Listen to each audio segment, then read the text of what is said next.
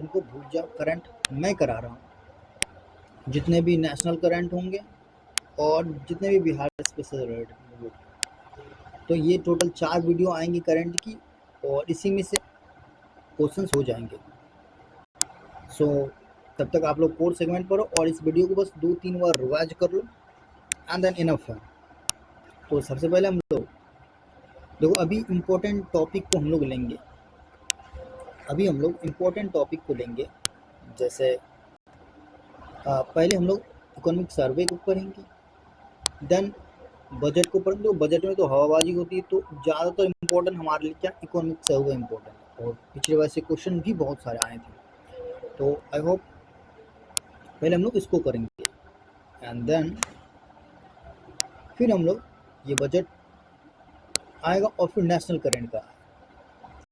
तो पहले economic survey, then national ये budget and then national current and then Bihar special. तो आई थिंक एक बार ये मतलब 2 घंटे के आसपास में इसको ख़त्म कर दूँगा। और नेशनल करंट में जितने भी इम्पोर्टेंट सेगमेंट तो केवल वो करेंगे, एंड विज़न के मैगजीन को मैं फॉलो करूँगा। विज़न के जितने भी इम्पोर्टेंट सेगमेंट है वो उनको समराइज वे में पूरे विज़न को नहीं पढ़ेंगे, बट उसमें से जो इम्पोर्टेंट है, मोस्ट इम्पोर्टेंट टॉपिक जिससे क्वेश्चन बन सकते वो, क्योंकि अभी सिविल सर्विसेज के एग्जाम में विज़न के मैगजीन से करंट के क्वेश्चंस आए थे, तो हम लोग उसको फोकस करेंगे। और अननेसेसरी चीज़ें करंट के नाम पे नहीं पढ़ेंगे, क्योंकि पढ़ भी नहीं सकते और इतने फैक्ट्स को याद रखना पॉसिबल भी नहीं है। तो जितने टू द पॉइंट और जितने भी हाईलाइटेड मुद्दे जो एक टीसीएस एग्ज़ाम की डिमांड के अकॉर्डिंग है वो करंट पर, तो हम वो सारे क्वेश्चंस कर लेंगे। और आई होप मैं ये गारंटी देता हूँ, अगर इसमें से इस 4 टॉपिक में से, चाहे वो इकोनॉमिक सर्वे का हो, चाहे बजट से रिलेटेड हो, और नेशनल करंट के क्वेश्चंस हो, अगर बनेंगे इससे क्वेश्चन तो आपको इन्हीं में से देखने को मिल जाएगा। और एक्स्ट्रा कोई वीडियो देखना मत, इनफ है इतना। और सेगमेंट पे ज़्यादा फोकस करो और इसके लास्ट के 10 दिन में देखना है इनको, और 1-2 बार रिवाइज कर लेना, बस इतना ही करना। ज़्यादा डेटा याद भी नहीं। तो ये जो डेटा वो डायरेक्ट पीआईबी से उठाया गया, मैंने इसमें से कोई अपना इंपॉर्टेंट पॉइंट या कुछ अलग से एक्स्ट्रा ऐड करने की ज़रूरत नहीं समझी, क्योंकि इनफ है, इतना ही याद कर लो तो इनफ है, बहुत ज़्यादा हो जाएगा वो। तो ये डायरेक्ट डेटा को पीआईबी से उठाया गया और वहीं से फिर जो इसमें इम्पोर्टेंट क्वेश्चन है मैं मार्क करूंगा, उनको बस फोकस करना, बाकी चीज़ों को सुनना है केवल, और बस एक बार गो थ्रू हो लेना है। और मैं कह रहा हूँ इसके अलावा मत देखना वीडियो इतना, क्योंकि वो अननेसेसरी चीज़ हो जाए और याद नहीं रखना। और दूसरी पॉइंट ये, जो टू द पॉइंट क्वेश्चंस होंगे, वो तो कर लेना। बाकी जो क्वेश्चंस अनरिलेवेंट आ गए या जिनके बारे में हम नहीं पढ़े हैं, तो उनको भाई साहब लॉजिक से सॉल्व करना है, एग्जामिनर के माइंडसेट को पकड़ना है। आप 100% हर एक चीज़ को नहीं जान सकते हो, दैट्स द फैक्ट। तो एग्जामिनर के माइंडसेट को, कुछ जैसे स्टेटमेंट वाले क्वेश्चन उसको तो छोड़ना नहीं, उसमें कुछ अपना दिमाग लगा के या ऐसी चीज़ें खोजने की कोशिश करें एग्जामिनर जहाँ पे फंसाने की कोशिश कर रहा है, तो वो चीज़ों को करके उसको क्वेश्चन को करना। और ऐसे क्वेश्चन जिन पे हमने लॉजिक भी ट्राई किया या एग्जामिनर के माइंडसेट को भी डिकोड करने की कोशिश की, कुछ ऐसे ऑप्शन वो बनाए जिसमें उन्हें बहुत ज़्यादा मेहनत लगना पड़ा वो उस ऑप्शन को बनाने, तो ऐसे ऑप्शन भी अगर नहीं हैं उसमें, तो उस क्वेश्चन को स्किप ही करो। लेकिन अल्टीमेट गोल 120 to 130 के बीच में ही रखना, इससे क्वेश्चन कम नहीं होने चाहिए। अगर आपके बहुत ज़्यादा एक्यूरेसी है, और इनका ऐसा तो होगा नहीं, बट अगर आप आ रहे हैं 90+ के रेंज में विथ एक्यूरेसी 100%, तो ज़्यादा रिस्क मत लेना। लेकिन अगर आप 60 to 65 पे बोल्ड हो गए हैं, तो मैं कह रहा हूँ इससे तो मेरिट बन, ये पीटी तो होने वाला है नहीं, तो आप लॉजिकल गैस लेके इसको 120 तक पहुँचाओ, यही मेन स्ट्रैटेजी है और कोई सॉल्यूशंस नहीं। मैं भी इसी को फॉलो करता हूँ और इन पर आप लोग भी ऐसे ही फॉलो करते होंगे, क्योंकि आप 100% किसी भी क्वेश्चन में आप कटअप के लेवल के क्वेश्चन नहीं आते होंगे, आपको किसी को भी नहीं आते, किसी को भी नहीं आते हैं, सब ऐसे ही करते हैं। हाँ, उसका एक आध दो वो लॉजिक लग जाता तो उसका पेटी हो जाता, बाकी जिसका नहीं होता वो 2 4 5 नंबर का फर्क होता है, बाकी और कुछ नहीं। तो अब ये इंट्रोडक्शन वाली चीज़ें ख़त्म हुई, बस देखना इनको, और जो मैं मार्क करूं उसको केवल हो सके तो लिखना, क्योंकि ये मेंस में भी रेड, क्योंकि गवर्नमेंट के डाटा अलग से मैंने इसमें कुछ नहीं किया, तो सीधे सीधे आप इसको यूज़ कर सकते हो। तो अब हम लोग क्या करते हैं, स्टार्ट करते हैं इन चीज़ों को। सो बने रहना, थोड़ी वीडियो लंबी होगी बट हाँ इससे सारी चीज़ें कवर हो जाएगी। तो स्टार्ट करते हम लोग। तो देख लो अब इकोनॉमिक सर्वे और थोड़ा बजट में पहले हम एक बार डिफरेंस देख लेते हैं कि क्या होता है। तो हमें सबको पता, बस मैं जस्ट रिवाइज करा रहा हूँ कि इकोनॉमिक सर्वे क्या होता है। ये एक साल पीछे का होता है, क्यों? क्योंकि अगले साल सरकार ने जो हवाबाजी की थी बजट में, उनका ये एक्चुअल डेटा है कि जो हवाबाजी की और अभी जो उनका आउटपुट निकल के आया वो इकोनॉमिक सर्वे में बताया जाता है। और इस बार के बजट में अभी जो करंट 26-27 का बजट, इसमें जो सरकार हवाबाजी करेगी वो फिर अगले साल जो बजट पेश करेगी उसके साथ जो इकोनॉमिक सर्वे आएगा उसमें उनकी एक्चुअल आउटपुट आएगी कि कितनी हवाबाजी की और कितना एक्चुअल में सही चीज़ें हुई। तो ये पिछले साल के बजट में जो हवाबाजी की उसके अकॉर्डिंग ये डेटा को प्रिपेयर किया गया, यही है इकोनॉमिक सर्वे।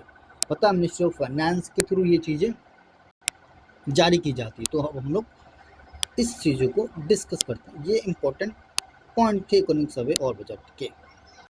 और पहली बार ऐसा हुआ कि हम लोग बजट, इसके बाद बजट की चीज़ों को देखेंगे। तो पहले हम लोग इम्पोर्टेंट, बजट से ज़्यादा इम्पोर्टेंट ये, तो हम लोग इसी को पहले डिस्कस करते हैं, फिर हम लोग बजट को। तो ये अच्छे से देखना इनको, क्योंकि इसमें इससे क्वेश्चंस बनते हैं और पिछली बार बने भी थे। Let's start. तो सबसे पहले इसमें आ रहा हेल्थ। तो ये थोड़ा हिंदी भी है और मैं चल रहा हूँ कि मेजॉरिटी हिंदी की डिमांड है तो मैं इसी में लेगा। थोड़े कुछ इंग्लिश के भी पॉइंट्स हैं जो कि बाद में मिलेंगे आपको, जो लगा दोनों में से। मैं बस अपने को क्या, बस सॉल्यूशन करना, मीडियम पे मत जाओ। तो स्वास्थ्य सुदृढ़, जन स्वास्थ्य सुविधाओं एवं बचाव केंद्रित व्यवस्था। भारत ने मैटरनल मोर्टिलिटी रेट, जो हमारे एमएमआर होते हैं, भारत ने एमएमआर और ये जो है कम करने की वैश्विक दिशा में क्षेत्रों में उपलब्धि हासिल की। तो अब ऐसा अभी जो हमारा करंट एमएमआर है, जो मैटरनल मोर्टिलिटी रेट है, वो कितना 93 है। वो एनएफएचएस के जो 6 है उसके अकॉर्डिंग क्या होता है एमएमआर, तो वो होता है कि प्रति 1000 प्रति 1 मिनट, प्रति 1,00,000 जीवित जन शिशु पर होने वाली माताओं की मृत्यु, वो हमारी है एमएमआर। प्रति 1,000 जीवित, प्रति 1,00,000 जीवित, प्रति 1,00,000 जीवित शिशु जो जन्म है, उन पर हमारी माताओं की कितनी डेथ हुई है इनको जन्म देने के, तो वो है हमारा एमएमआर। अभी हम लोग इसको अच्छे स्कोर है, ये 93 के आसपास है, उसमें वो रिड्यूस करना चाह रहा है और ऑलमोस्ट 75 पे लाना चाह रहा है। तो अच्छा, ये हमारा एमएमआर। तो ये इसमें थोड़ा सा ये इंपॉर्टेंट पॉइंट है कि शिशु मृत्यु दर में क्या हुई कि शिशु मृत्यु दर में पिछले वर्ष की तुलना में 37% की गिरावट हुई है, मतलब 37% अधिक की गिरावट हुई है। तो ये थोड़ा इंपॉर्टेंट। दूसरा इसमें यह कि आयुष्मान भारत डिजिटल मिशन और ई संजीवनी के माध्यम से नागरिकों की डिजिटल स्वास्थ्य सेवाओं तक पहुंच बढ़ी है। तो ई संजीवनी पूछ सकते हैं किससे रिलेटेड है, तो आयुष्मान तो पता है, ये तो जनरल पॉइंट हो गया। ई संजीवनी एक टेलीमेडिसिन रिलेटेड पोर्टल्स हैं कि आप ऑनलाइन कॉल करके डॉक्टर को अपनी समस्याएं बता। तो ये है ई संजीवनी टेलीमेडिसिन, यानी नॉर्थ ईस्ट में ज़्यादा चीज़ें चल रही है और जो भी रिमोट्स एरिया में, तो ई संजीवनी पूछ सकता है क्या है, तो ये टेलीमेडिसिन से रिलेटेड। उसके बाद है टेलीमानस के माध्यम से सभी राज्यों और केंद्र शासित प्रदेशों 24/7 मानसिक स्वास्थ्य में। तो ये कुछ नहीं इसमें। ऑनलाइन गेमिंग रेगुलेशन एक्ट, ये थोड़ा तो बट ये पुराना हो चुका है कि ऑनलाइन गेमिंग रेगुलेशन एक्ट 2015 युवाओं के डिजिटल एडिक्शन और वित्तीय जोखिम के बढ़ते खतरे से बचाता। तो ऑनलाइन गेमिंग एक्ट के थ्रू जो ऑनलाइन गेमिंग जितने भी बिट वाले गेम जैसे ड्रीम इलेवन वगैरह, पोकर, ये सब के सब बैन कर दिए गए हैं। तो ये तो मैन से रिलेटेड हो गए, तो इसमें कुछ है नहीं अपने को देखने वाला, तो इसको हम स्किप करेंगे। फिर आता मजबूत होती शिक्षा की गुणवत्ता। अब हम एजुकेशन के फील्ड में आ चुके हैं। तो कह रहे हैं शिक्षा का अधिकार अधिनियम 2009 और राष्ट्रीय शिक्षा नीति 2020 यानी एनईपी जो थी वो शैक्षणिक परिदृश्य को एक मजबूत आकार देने में महत्वपूर्ण भूमिका निभाई। ये जनरल पॉइंट अपने काम का ये है, नहीं अपने काम का। आगे बढ़ो। प्राथमिक ग्रेड 1 से 5, उच्च प्राथमिक ग्रेड और माध्यमिक ग्रेड और उच्चतर माध्यमिक ग्रेड में जो ग्रॉस इनरोलमेंट रेशियो जो सकल नामांकन अनुपात है, ऑब्वियसली कि ये धीरे धीरे बढ़ रहा है, लेकिन इंपॉर्टेंट ये कि सब में तो ऑलमोस्ट देख रहे हो ये बढ़ रहा है, लेकिन जो हमारी हायर एजुकेशन सिस्टम जो बीएससी एमएससी ये सब चीज़ें यानी 12th के बाद जितनी सिस्टम वो देखो ये इतनी आ गई है 29%। ये चीज़ इम्पोर्टेंट, इसलिए जो R&D हमारे देश में उतनी नहीं ज़्यादा बिकती, क्योंकि भाई साहब ये 12th तक तो बेसिक एजुकेशन लोग यहाँ तक तो बच्चे रहते हैं तो क्या ही कर लेते हैं। उसके बाद जो रिसर्च की फील्ड स्टार्ट होती है वहाँ पे तो हमारे ये जो ग्रॉस एनरोलमेंट है वो 30% के आसपास ही है। तो क्या करोगे R&D आप? तो ये समस्या इन्हें हमको बढ़ाना है। ये कब बढ़ेगा? जब ये चीज़ें इस स्टूडेंट्स को आप रोक के रखोगे, इन्हें फाइनेंशियल सपोर्ट करोगे तभी वो चीज़ें रुकेगी, अदरवाइज वो कैरियर के टेंशन में चीज़ें स्किप करेगी हायर एजुकेशन को और फिर वो अपना कुछ काम धंधा स्टार्ट करेगा। क्योंकि देख गिरो कैसा था बार बार पेपर लीक, तो ये वो रिजल्ट में धांधली, तो क्या करेगा? तो ऑब्वियस कि हमारा जो ये हायर एजुकेशन में ग्रॉस एनरोलमेंट रेशियो वो कम हुआ 29% के आसपास। तो काम का नहीं है, बट हाँ ये कि बाकी चीज़ में ज़्यादा हाँ ये स्टेटमेंट बना के देगा, लेकिन हमारा जो ये हायर एजुकेशन उसमें कम है। फिर ये कह रहा है 23 IIT संस्थान, 21 IIM संस्थान और 20 एम्स के अलावा 2 अंतर्राष्ट्रीय IIT परिसर जंजीबार और अबू धाबी में स्थापित। तो ये थोड़ा सा इंपॉर्टेंट पॉइंट है। 23 IIT, 21 IIM और 20 एम्स के अलावा जो 2 हमारे इंटरनेशनल IIT के कॉरिडोर्स कहाँ पे? जंजीबार में और अबू धाबी में। क्यों ये जंजीबार कहाँ पे बताना? ये तंजानिया के आसपास उसमें है, ये अफ्रीका वाला ये जो रीजन, तो यहाँ पे। एंड ये अबू धाबी तो UAE में इम्पोर्टेंट है। एंड देन ये कुछ नहीं उसमें, इसको हम लोग स्किप करेंगे। भारतीय उच्च शिक्षा संस्थानों को संयुक्त डिग्री कार्यक्रम को मान्यता प्राप्त विदेशी विश्वविद्यालयों को जोड़ा जाए, तो ये इसको भी हम लोग स्किप कर रहे हैं। अब आते हम लोग देखो ये मोस्ट इंपॉर्टेंट है, इस बार MSME बहुत ज़्यादा चर्चे में रही, तो इसको हम लोग देखते हैं कि MSME अभी बताया हम MSME के जो माइक्रो, स्मॉल और मीडियम है इनके क्लासिफिकेशन को भी बदला गया, तो वो भी हमें देखना है। तो कह रहा है मैन्युफैक्चरिंग में 35 इंपॉर्टेंट पॉइंट है, मैन्युफैक्चरिंग में 35.4%, निर्यात में इतना परसेंट और GDP में ऑलमोस्ट 31%, GDP में ऑलमोस्ट 31% की हिस्सेदारी रखता है। यानी कि कुल मिला के जितनी मैन्युफैक्चरिंग हो रही है हमारे अदर एक्टिविटीज़ के, तो चाहे ऑटोमोबाइल हो या कुछ और इंडस्ट्री टेक्सटाइल वगैरह हो, तो उससे जितनी मैन्युफैक्चरिंग उसमें अकेले MSME 1/3 कंट्रीब्यूट कर रहा और एक्सपोर्ट में भी 1/3 से थोड़ा ज़्यादा, एंड GDP में भी 1/3 की हिस्सेदारी है। तो इसलिए MSME सेक्टर बहुत ज़्यादा इंपॉर्टेंट है। और यहाँ पे देख लो कि कुल रोजगार का कुल 7.47 करोड़ इकाइयों में से 35.82 करोड़ लोग को रोजगार देती है।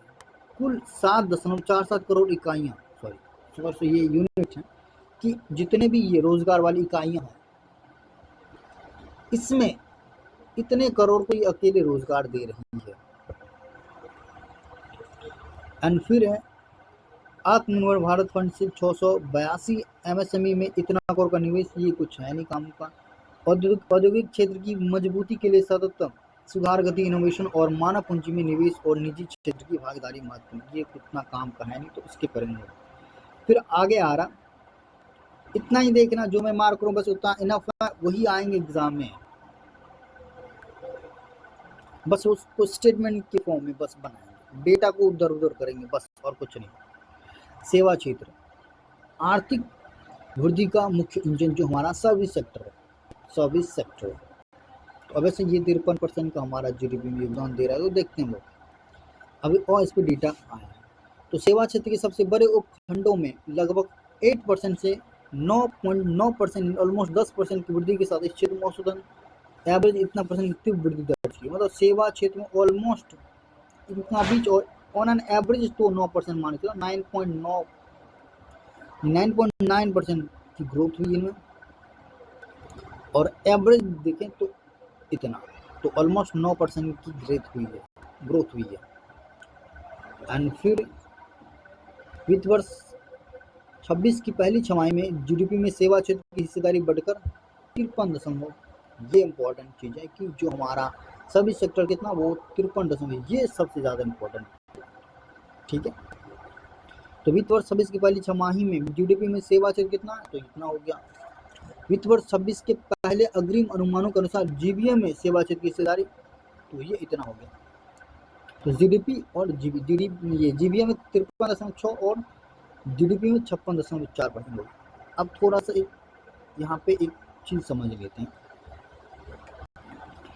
कि जीडीपी और जीबीए में थोड़ा सा ज़्यादा तो डिफरेंस है नहीं, जीडीपी जीबीए लगभग सेम ही चीज़ होते हैं, बट जीडीपी तो हमें पता ही है। जीबीए क्या है, तो जीबीए में जो कोई भी प्रोडक्ट है, कोई भी प्रोडक्ट मान लो ये कोई प्रोडक्ट है, तो उन प्रोडक्ट को सेकेंडरी या टर्सरी सेक्टर जो है वो इसमें कितना वैल्यू एडिशन किया है, उस वैल्यू एडिशन को मेजर करता है हमारा जीबीए। जैसे मान लो गेहूँ है, तो जीडीपी में तो गेहूँ कैलकुलेट होगी कहाँ, ये 10 रुपये केजी है या 20 रुपये, बट जीबीए में क्या करेंगे, ये गेहूँ है, उसके बाद जो इसको सेकेंडरी सेक्टर कितना इसमें गेहूँ का मान लो आटा बना दिया, ये कोई बिस्कुट्स बना दिए या कुछ भी अदर प्रोडक्ट्स बना दिए, तो उनके कंपैरिजन में तो इनकी वैल्यू तो ज़्यादा होगी ना। तो मान लो ये 10 रुपये का गेहूँ था और आपने इनके आटा या कुछ बना दिया ऐसी चीज़, और मान लो उनकी वैल्यू 30 रुपये पर केजी हो गई, तो क्या हुआ कि आपने टोटल 20 रुपये का इसमें एक्स्ट्रा एडिशन किया है इनके प्राइसेस में, तो जीबीए में ये चीज़ें कैलकुलेट होगी, और जीडीपी में ये 10 रुपये, ये 30 रुपये, ये चीज़ें प्राइस कैलकुलेट होती है। ये इंपॉर्टेंट चीज़ है, बाकी और कुछ नहीं। एंड फिर ये कि वित्त वर्ष 26 की अप्रैल से जुलाई में सेवा क्षेत्र में रोजगार के कारण नेट ईपीएफओ बढ़ोतरी, जो हमारा वो ये ईपीएफओ होता ना, प्रोविडेंट फंड वाला, तो उसमें ग्रोथ हुई, तो काम का है नहीं, इसको आगे करो। फिर कर पर्यटन एक बड़ा रोजगार प्रदान करने वाला इंजन, वित्त वर्ष 24 में 8.46 करोड़ प्रत्यक्ष व अप्रत्यक्ष रोजगार प्रदान किए गए, समग्र रोजगार का इतना %। तो इम्पोर्टेंट है कि पर्यटन सेक्टर भी हमारा बढ़ रहा है, तो ये काम का तो है नहीं, बट समग्र रोजगार में ये चीज़ें हैं कि 13% क्या 13.3% के आसपास ये जो हमारा टोटल जो एम्प्लॉयमेंट जनरेशन हैं उनमें ये टूरिज्म सेक्टर का इतना कंट्रीब्यूशन है रोज़गार के मामले में। और फिर हम लोग आगे आते हैं। अब ये है, हाँ इससे देख लो, देखो पिछली बार तो इसी चैप्टर से मैंने पढ़ा भी था, तो इसी से बस कट पेस्ट किया गया था, तो इस बार आई थिंक मैं बता रहा हूँ कौन सी चीज़ें आएंगी अगर आना है इस सेक्टर से। तो औद्योगिक जो हमारा इंडस्ट्रियल सेक्टर है उनमें क्या रहा कि भारत, पहला पॉइंट ये इम्पोर्टेंट कि भारत ग्लोबल इनोवेशन इंडेक्स 2019 में 66वें स्थान पर था, अभी 2025 में 38वें प्लेस पे पहुंच चुका है। तो ये जो हमारा ग्लोबल इनोवेशन इंडेक्स है GIR, इनको वर्ल्ड इंटेलेक्चुअल प्रॉपर्टी राइट वीपो जारी करती है, जिनेवा स्विट्जरलैंड का मुख्यालय, तो ये वीपो जारी करती है। इसमें जो इंडिया है वो 38 प्लेस पे आ गया। तो ये आई थिंक एडीए में ये पूछा भी था एज इट इज की इनोवेशन में रैंक पूछ रही तो ये इम्पोर्टेंट है। तो 38वें प्लेस पे आ गया, स्टार मार्क करना ये चीज़ों को। फिर कह रहा, हाँ अगली बार ये पूछा था सीमेंट वाला, तो ये यहीं से आया था कि भारत स्टील और सीमेंट का विश्व का दूसरा सबसे बड़ा और फार्मास्यूटिकल्स में तीसरा सबसे बड़ा उत्पादक। तो ये इंपॉर्टेंट चीज़ है। देखो सीमेंट तो पूछ चुका है, तो आई थिंक अब ये नहीं पूछ सकता, बट हाँ स्टील में, स्टील और जो ये फार्मा है, फार्मास्यूटिकल प्रोडक्ट, दवाई वगैरह, तो इनमें इंडिया जो है वो स्टील्स में अगेन सेकेंड प्लेस पे है और फार्मास्यूटिकल में थर्ड प्लेस पे। ये इंपॉर्टेंट चीज़ है, ये पूछ सकता है, यहाँ से क्वेश्चन बनेंगे। तो स्टील और सीमेंट एस याद रखना, स्टील और सीमेंट में हमारा ये 2 रैंक पे और फार्मास्यूटिकल्स में 3 रैंक पे। ऐसे पी बनाओगे, पी से दिख रहा है कि 3 जैसा फील हो रहा है, तो ये 3 प्लेस पे। ये न्यूमेरिक्स बना के इसको याद कर लो। एंड फिर कह रहा PLI जो स्कीम ने 14 क्षेत्रों में 2 लाख करोड़ का निवेश जुटा। तो अब ये पता है कि PLI स्कीम्स क्या होती है। मैन्युफैक्चरिंग जो यूनिट्स हैं उनको सपोर्ट के लिए दी जाती है, चाहे सेमीकंडक्टर्स यूनिट्स हो या टेक्सटाइल्स के हो या MSME सेक्टर्स को, उनको इस स्कीम के थ्रू फंड एलोकेट किया जाता, प्रोवाइड की जाती ताकि वो अपने स्टार्टअप्स को बूस्ट कर सके। तो ये अभी फ़िलहाल में 14 सेक्टर में PLI स्कीम को दी जा रही है। ये इम्पोर्टेंट, बाकी इसमें कुछ काम का है नहीं। फिर कह रहा PLI ने ये इतना काम का है नहीं, ये भी काम का है नहीं। देख लो अगर कुछ लगे तुमको तो, बाकी मैं इम्पोर्टेंट मार्क केवल करूँगा। इंडस्ट्रियल सेक्टर कर पहली छमाही में इंडस्ट्रियल की जीवीए में 7% उछाल, वित्त वर्ष 26 में औद्योगिक गतिविधियों को मजबूती। ये क्या है? तो ये ठीक है कि हमारा जो इंडस्ट्रियल सेक्टर है उसके जीवीए में इतना % की ग्रोथ हुई है, और वित्त वर्ष 26 की पहली तिमाही में मैन्युफैक्चरिंग जीवीए में 7.72 और दूसरी तिमाही इतना % की बढ़ोतरी जो रिकवरी को दर्शाता है।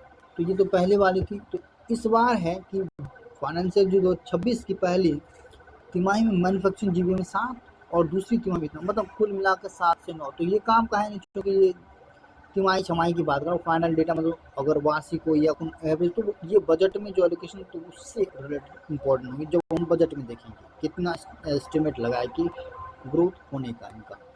तो बस 7 से 9% याद रखना कि 2026 की पहली तिमाही पूछा है तो 7%, और दूसरी तिमाही यानी कि छमाही पूछा जाए या दूसरी तिमाही पूछी तो 9% का आसपास मैन्युफैक्चरिंग सेक्टर बहुत इंपॉर्टेंट है, तो इसलिए इससे क्वेश्चन बनेंगे। इतना की ग्रोथ दिखाता जो कि रिकवरी कर रहा है, कि हमारा मैन्युफैक्चरिंग सेक्टर धीरे धीरे रिकवर कर रहा है। फिर वित्त वर्ष 2015 से 25 के बीच ऑटोमेटिव इंडस्ट्री के प्रोडक्शन में 33% की बढ़ोतरी हुई है। तो जो हमारा ऑटोमोबाइल सेक्टर है उनमें इतनी बढ़ोतरी वो काम का है नहीं, तो बस देख लो ऐसे। फिर वित्त वर्ष 2020 से 25 के बीच गैर बैंक स्रोतों से कमर्शियल सेक्टर को 17.32% CAGR, चलो ये करार होता। तो ये क्या होता है कि कमर्शियल इतना % की वित्तीय प्रवाह वित्त वर्ष 2020 से 25 के बीच। अच्छा ये पुराना तो इसको कुछ काम का है नहीं है। भारत के मैन्युफैक्चरिंग वैल्यू का 46.3% मीडियम और हाई टेक्नोलॉजी मैन्युफैक्चरिंग शामिल है। ये काम का थोड़ा सा है कि मैन्युफैक्चरिंग वैल्यू का जो हमारा भारत की मैन्युफैक्चरिंग वैल्यू का 46% मीडियम और हाई टेक्नोलॉजी मैन्युफैक्चरिंग शामिल है। जितने भी मैन्युफैक्चरिंग यूनिट्स में से 46% जो हाई टेक्नोलॉजी वाले हैं, तो उतना काम का नहीं। तीसरे सबसे अधिक वर्ग निर्यात वर्ग के रूप में इलेक्ट्रॉनिक्स उभरा है। वित्त वर्ष 2015 से मोबाइल निर्माण 30 गुना होता है। ये थोड़ा काम का है, तो इसको हम लोग देख लेते हैं कि जो मैन्युफैक्चरिंग ये तीसरा सबसे अधिक निर्यात वर्ग, मतलब थर्ड, जितना मैं चीज़ें एक्सपोर्ट करूँ उसमें सबसे ज़्यादा एक्सपोर्ट ये इलेक्ट्रॉनिक्स चीज़ें हो रही है। ये थोड़ा, और मोबाइल निर्माण में सेकेंड प्लेसेस हैं, और इसमें 30 गुना और ज़्यादा, जितना पहले यूनिट्स कर रहे थे उससे 30 गुना और ज़्यादा हम लोग ज़्यादा मैन्युफैक्चरिंग कर रहे हैं मोबाइल का। एंड फिर आ रहा है इसके अलावा, उसके बाद हम ये देखते हैं इसमें इतना ही काम का और कुछ है नहीं, तो कुछ इसमें है नहीं दिखने में। अब आते हैं लोग सर्विस सेक्टर में। वैश्विक सेवा क्षेत्र व्यापार में भारत की हिस्सेदार, हाँ ये सबसे इम्पोर्टेंट चीज़ है। इसके अकॉर्डिंग वैश्विक सेवा क्षेत्र व्यापार में चर्चा में था, बकायदा इसमें बहुत ज़्यादा चर्चा में था ये बजट में भी, कि वैश्विक सेवा क्षेत्र व्यापार में भारत की हिस्सेदारी 2005 में 2% से बढ़कर 2024 में इतना % हो गई। तो पुराना है, बट हाँ अभी तो अकॉर्डिंगली अभी तो अगले साल के, बट हाँ अभी याद रखना ऑन एन एवरेज पहले 2% थे हमारी जो ग्लोबल सर्विस सेक्टर के जो ट्रेड में, लेकिन अभी जो हमारा वो पूरी दुनिया में जितना व्यापार हो रहा, मान लो 100 रुपये का हो रहा, पूरा अमेरिका, US, चाइना ये सब कर रहा है, जापान वगैरह, तो उसमें हम कितना का कंट्रीब्यूट करें? 4.3%, यानी कि 4 रुपये का मान लो, इतना रुपये का हम इसमें कंट्रीब्यूट करें। तो इसकी हिस्सेदारी को अभी हमें बढ़ाना है, 10% तक लेके जाना है। तो फिलहाल में अभी कितना, तो ऑलमोस्ट मतलब 4.3% या 4.5% के आसपास रफ हुई, ये याद रखो। एक बार बस आँख से वो चीज़ें गुजर जाए तो ऑप्शन में हिट हो जाती हैं चीज़ें। फिर महामारी पूर्व अवधि वित्त वर्ष 16 से 25-20 में सेवा निर्यात की औसत वृद्धि दर 7.6 थी, जो वित्त वर्ष 23 से वित्त वर्ष के दौरान 14% होगी। तो हम क्या कर रहे हैं, ये जो एक्सपोर्ट सेक्टर में जो हमारा वो, उसमें भी जो पहले जितना कर रहे थे एक्सपोर्ट, और लगातार बढ़ा के हम लोग 14% से ज़्यादा वृद्धि हुई है एक्सपोर्ट में। दूसरा ये कि वित्त वर्ष 23 से 25 के दौरान औसतन पूरे प्रत्यक्ष विदेशी निवेश का 80.2% सेवा क्षेत्र में, जो महामारी पूर्व अवधि 77.7 से अधिक था। मतलब क्या रहा है कि जितनी भी हमारी अभी एफडीआई आ रही है, उनमें ऑलमोस्ट 80% सर्विस सेक्टर में जा रहा है ये एफडीआई, सर्विस में, आईटी वगैरह में, बैंकिंग्स में, या शेयर मार्केट से रिलेटेड कुछ भी एक्टिविटी, तो उसमें हमारी सारी एफडीआई जा रही है। और तो ये कह रहा है इसमें।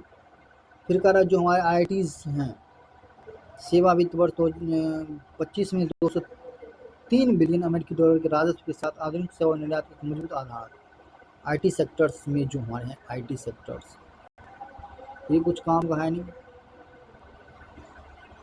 ये भी काम का है। चलो यहाँ पे आते, एग्रीकल्चर का देख लेते हैं कि घरेलू खाद तेल की उपलब्धता 15-16 में 86.3 लाख टन से बढ़कर 2023-24 में 121 लाख टन हुई। तो ये थोड़ा पूछ सकता है कि हमारे जो घरेलू खाद तेल है, एडिबल ऑयल्स, अभी उनका प्रोडक्शन हम कितना कर रहे हैं, 121.7 लाख टन। इतना करने के बावजूद भी हमें फिर भी इम्पोर्ट करना पड़ रहा है पाम ऑयल का।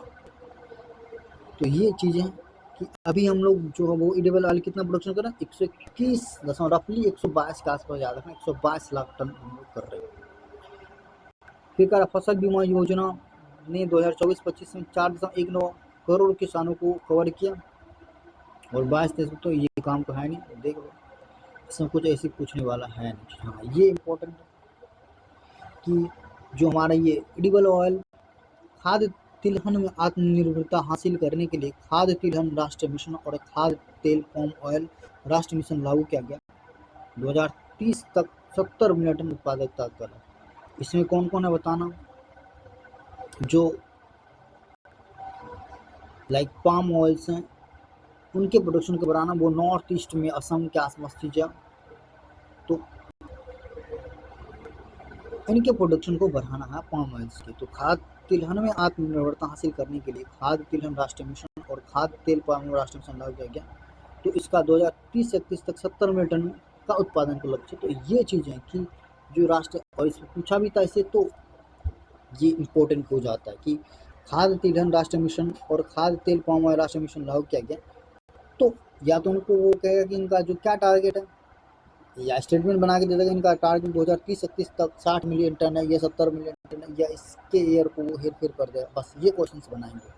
तो 30-31 तक हम चाह रहे हैं कि 70 मिलियन टन जो उनका प्रोडक्शन हो जाए। फिर अब है बस इसमें इतना ही और कुछ नहीं, लक्ष्यों को हासिल करना और खाद्य सुरक्षा सुनिश्चित करना। देखो ई नाम योजना में 31 दिसंबर 2025 तक 1.79 करोड़ किसान, 2.79 करोड़ व्यापारी और 4698 FPO शामिल थे। 23 राज्यों और 4 केंद्र शासित प्रदेशों में मौजूद इतना मंडी कवर करती। काम का है नहीं, बस ये देख लो पीएम किसान की इसकी स्थापना के साथ इतना करोड़ ज्यादा धनराशि किस किस्तों में जारी की गई।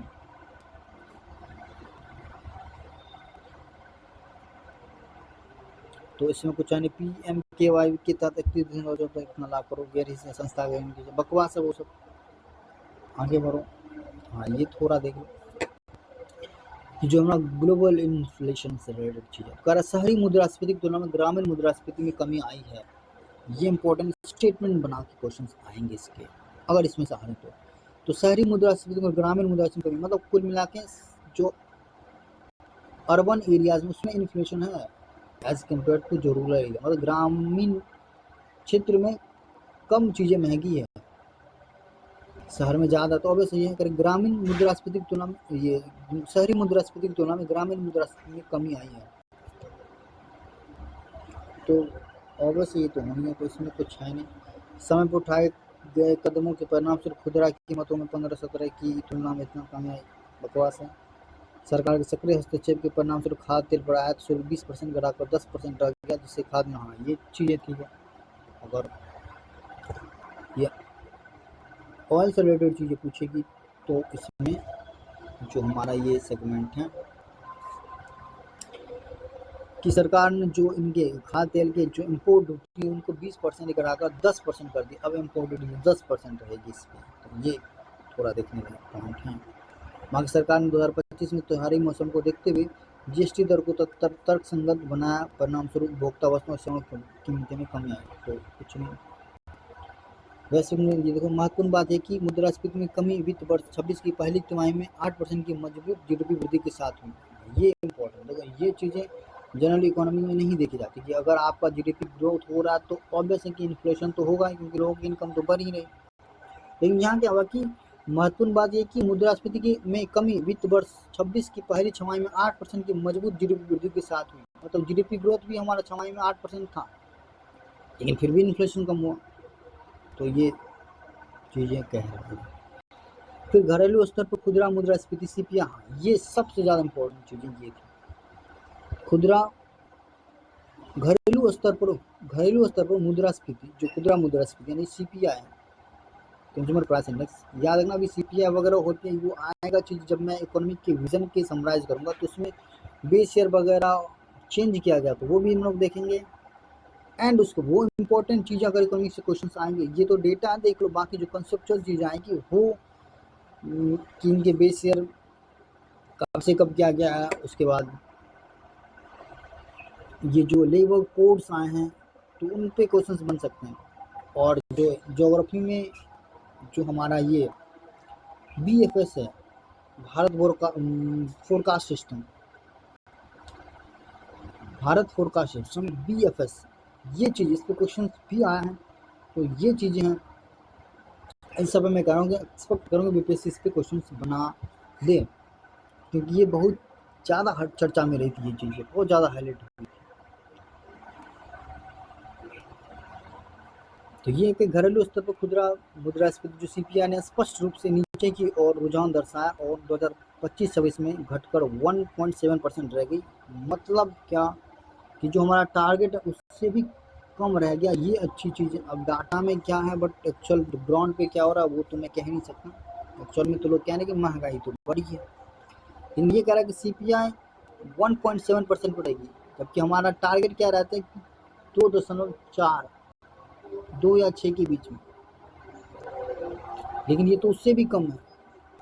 तो ये देखने वाली चीज़ें कि वो लोग ज़्यादा इसको नहीं मार्क कर सकते। तो ये देखना कि सीपीआई इस बार 25 में घटकर 1.7, जो कि अब तक का सबसे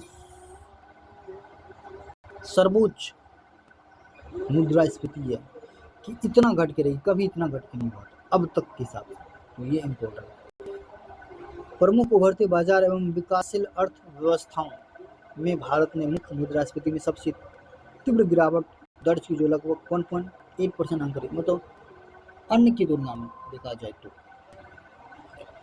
भारतीय रिजर्व बैंक और अंतर्राष्ट्रीय मुद्रा कोष की परियोजनाओं के अनुसार मुद्रास्फीति का वित्तीय वर्ष 2027 में 2 से 6% की लक्ष्य सीमा के निचले स्तर पर बने रहने का अनुमान है। अब ये कह रहा है कि इसमें भी रिजर्व बैंक ने अनुमान लगाया, रिजर्व बैंक और अंतर्राष्ट्रीय मुद्रा कोष की परियोजना के अनुसार मुद्रास्फीति का 27 में भी ये अनुमान लगा कि इन्हीं के बीच में रहेगी या इनसे कम ही हो जाएगी। तो ये तो पता, बट याद रखने की चीज़ है।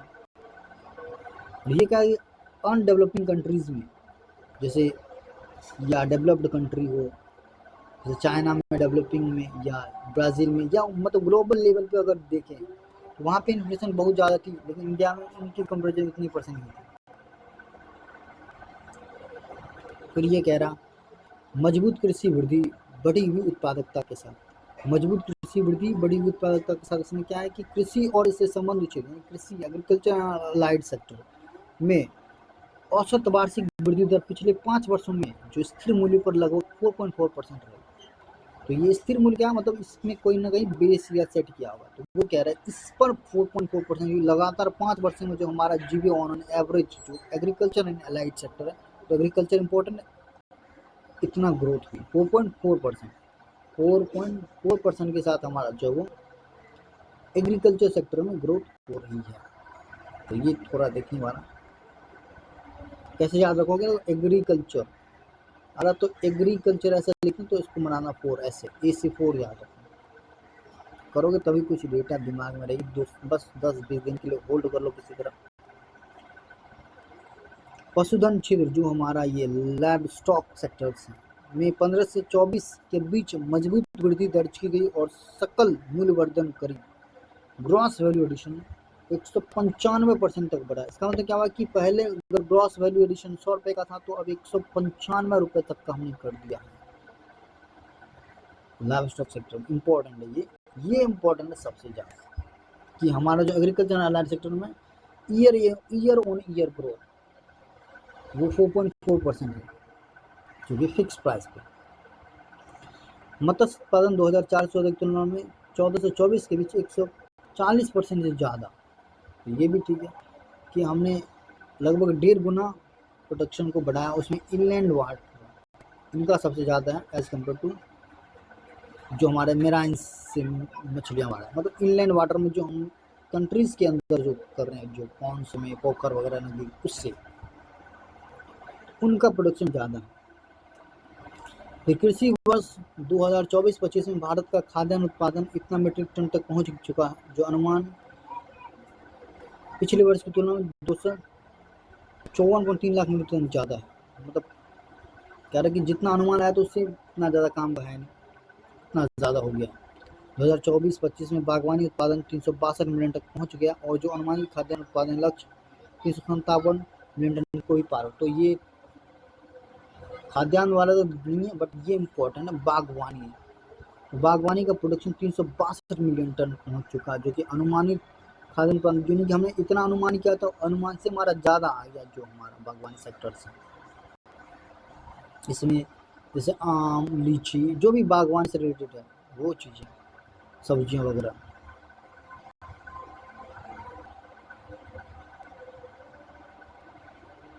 एंड फिर आ रहा एक्सटर्नल सेट करो पर वैश्विक दक्षिण में यानी ग्लोबल साउथ में तीसरे स्थान के साथ इम्पोर्टेंट वैश्विक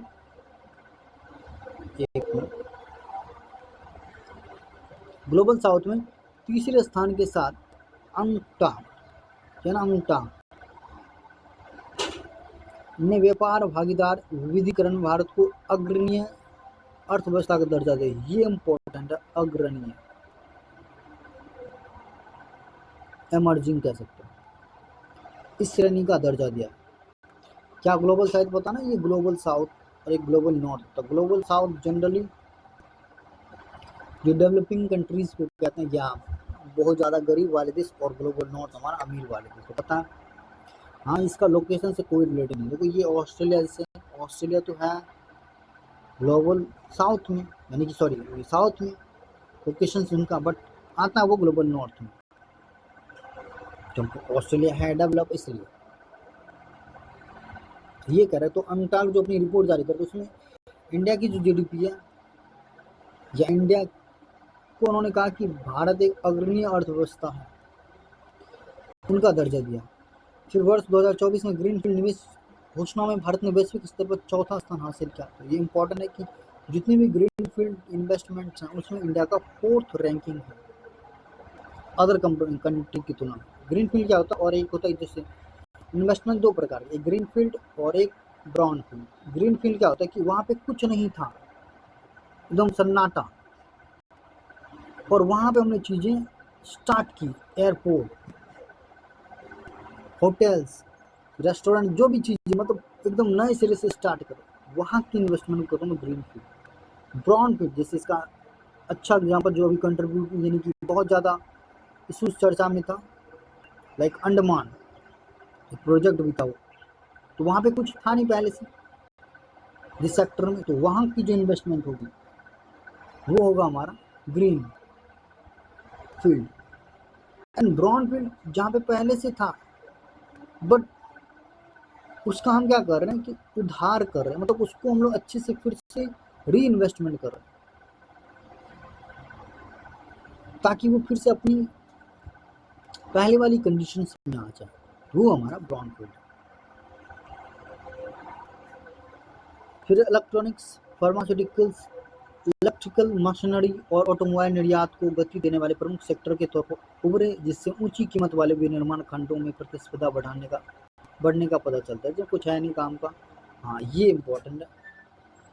भारत, यूके, सेटा और इंडिया ओमान सेपा सहित एफटीए नेटवर्क का विस्तार और यूरोपीय संघ, अमेरिका, पेरू से जुड़ाव के साथ भारत की विविधतापूर्ण व्यापार रणनीति का पता चलता है। तो इंडिया और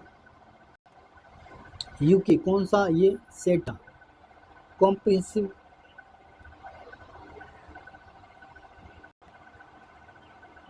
सेटा, ये कॉम्प्रिहेंसिव ट्रेड एग्रीमेंट, और CEPA comprehensive partnership agreement. CEPA comprehensive trade agreement और कॉम्प्रिहेंसिव पार्टनरशिप एग्रीमेंट, वो तो भाई साहब ये सेटा से ज़्यादा अच्छा सेपा। तो इंडिया ने ओमान के साथ सेपा किया और यूके के साथ सेटा किया, तो ये इम्पोर्टेंट है मार्क करना किसके साथ क्या किया। तो अच्छा, बाकी तो कुछ काम का है एंड और उसमें तो है नहीं। हाँ अच्छा, एक इसमें एक और इम्पोर्टेंट चर्चा में था बट पूछा नहीं था उससे क्वेश्चन, कि एक हमने इफ्टा भी साइन किया है। इफ्टा हो सकता है इसमें पूछ रहे, बट इफ्टा साइन किया, ये जो हमारे वो नॉर्वेज कंट्री है, नॉर्वेजियन कंट्री, वहाँ पे इसमें नॉर्वे, लिechtenstein, हाँ स्विट्जरलैंड, नॉर्वे, लिechtenstein एंड स्विट्जरलैंड, डेनमार्क, ये सारे कंट्री, नॉर्वे, लिechtenstein, स्विट्जरलैंड, डेनमार्क, जो भी देख लेना, बट ये 4 कंट्री के साथ हमने क्या किया, इफ्टा को साइन किया है। तो पूछ सकता है इफ्टा, नॉर्वे, लिechtenstein, डेनमार्क, ये हैं। एक कंट्री शायद डेनमार्क का, ये पता नहीं, डेनमार्क ही इनफैक्ट देखना इसको, बस इफ्टा हमने साइन किया। और ज़्यादातर भी चर्चा में कुछ है नहीं। वैश्विक झटकों के बीच भारत के बाह्य प्रदर्शन ने दिखा मजबूत लचीलापन, आर्थिक समीक्षा में चर्चा देख लो। सालाना आधार पर 6.1% की वृद्धि के साथ वित्त वर्ष 25 में भारत का कुल निर्यात $825.3 बिलियन के पार पहुंच गया। मतलब हमने क्या किया, $800+ का हमने एक्सपोर्ट कर रहा हूँ, और वो सालाना इम्पोर्टेंट है, सालाना इतना परसेंट की वृद्धि के साथ हम एक्सपोर्ट को बढ़ा रहे हैं, और $825 बिलियन का 6.1% का हम लोग पहले 100 रुपये कर रहे, तो उससे ज़्यादा 106 रुपये का एक्सपोर्ट कर रहे हैं। और जो हमारा कुल अभी एक्सपोर्ट का प्राइस है वो $825 बिलियन का है, तो अच्छा ही। फिर ये देख लो कि 13.6% की वृद्धि के साथ वित्त वर्ष 25 में सेवा निर्यात इतना $1 बिलियन कि अब तक की सबसे उच्चतम स्तर पर, जितना भी, और ये तो सबको पता है जो इकोनॉमिक्स पढ़े हैं, तो सबसे ज़्यादा एक्सपोर्ट में हम लोग ये जो IT सेक्टर्स वाली चीज़ें वही करते हैं, सभी सेक्टर की चीज़ें कर, वो भी सब बहुत ज़्यादा हुई 25 में। फिर वित्त वर्ष 25 में $135 बिलियन के अंतर प्रवाह के साथ भारत दुनिया का सबसे ज़्यादा रेमिटेंस हासिल करने वाला रहा। तो ये सबको पता ही रहता है कि रेमिटेंस के मामले में इंडिया क्या सबसे ज़्यादा टॉप पे, सबसे ज़्यादा टॉप पे। उस समय सिंगापुर से सबसे ज़्यादा आया था, देन मॉरिशस से, और फिर USA था। तो आई थिंक अब पता नहीं चले, बट हाँ USA, सिंगापुर और मॉरिशस सबसे ज़्यादा रेमिटेंस इसी कंट्री से आते हैं, और $135 बिलियन के रेमिटेंस के साथ फाइनेंशियल 25 में इंडिया टॉप पर था, और ये हमेशा रहता है। रेमिटेंस क्या होता है, रेमिटेंस को हम लोग, ये जो BOP होता है ना, बैलेंस ऑफ पेमेंट, तो बैलेंस ऑफ पेमेंट में वो होता है करंट अकाउंट और एक होता है कैपिटल अकाउंट। तो रेमिटेंस को हम लोग करंट अकाउंट में डालते हैं, ना कि कैपिटल अकाउंट। तो ये पूछ सकता है कि रेमिटेंस को हम लोग बैलेंस ऑफ पेमेंट यानी किस अकाउंट में डालते हैं, या करंट अकाउंट का निम्न से कौन सा पार्ट है वो। ये इंपॉर्टेंट है कि करंट अकाउंट में डालते हैं रेमिटेंस। मार्क और पूछा नहीं। भारत का विदेशी मुद्रा भंडार, ये पूछा भी था पिछले बार, तो फिर भी देख लो। भारत का विदेशी मुद्रा भंडार 16 जनवरी 2026 तक बढ़कर $701 बिलियन हो गया, जो जो 94% विदेशी कर्ज और 11 महीनों के आयात के लिए पर्याप्त है। मतलब अभी हमारे पास इतना फॉरेक्स रिजर्व है जिनमें जितना भी हमारे पास कर्जा है उसका 94% तो अभी हम लोग इमीडिएटली फुलफिल कर सकते हैं, और 11 महीने का जो टोटल कंट्री में जितनी भी जरूरत होगी, जो भी चीज़ का पेट्रोलियम, चाहे वो ऑयल्स हो या दालें वगैरह, जो भी जितनी भी चीज़ की जरूरत होगी सबको हम लोग 11 महीने तक खरीद सकते हैं, चला सकते हैं अपने कंट्री को। इतना फर्क रिजर्व है, 701.4 बिलियन डॉलर, जो कि ये पूछ सकते हैं 11 महीने का आता है और इतना % विदेशी कर्ज को हम लोग निपटा सकते हैं। अब इम्पोर्टेंट ये कि फॉरेक्स रिजर्व अगर कॉन्सेप्चुअल तो पूछता है नहीं इसमें, बट ठीक लो देख लो एक बार। तो फॉरेक्स रिजर्व में हमारा गोल्ड्स आ जाते हैं, फिर SDRs आते हैं, और इंडिया की कहीं अगर करेंट एसेट्स वगैरह हो कुछ इन कंट्री में, तो वो इंडिया की फॉरेक्स रिजर्व हैं। ये चीज़ें आती है कि गोल्ड आ जाए, SDR जो रिजर्व बैंक, ये सॉरी IMF में ट्रेंच वगैरह होती है वो SDR के फॉर्म में, तो ये हमारा फॉरेक्स रिजर्व है।